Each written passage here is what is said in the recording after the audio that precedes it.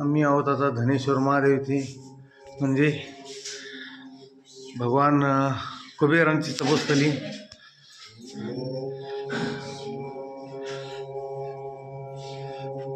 हे आहेत धनेश्वर महादेव. भगवान बजरंगबली विराजमान, भगवान गणेशजी विराजमान.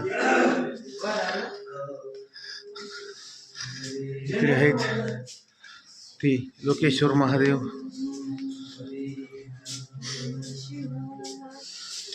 जय जय सीताराम.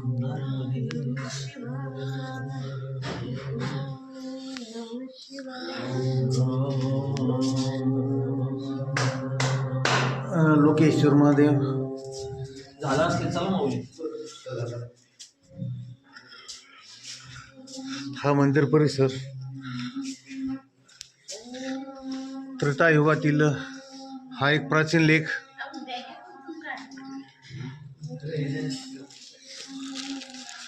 भस्मासुर ज्यावेळेस भगवान शंकरांच्या पाठीमागे डोक्यावर हात ठेवण्यासाठी लागला, त्यावेळेस भगवान शंकरांनी येथेच आसरा घेतला होता.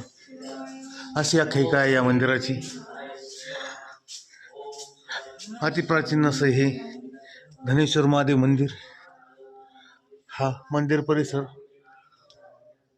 शेजारी ती नर्मदा मैया.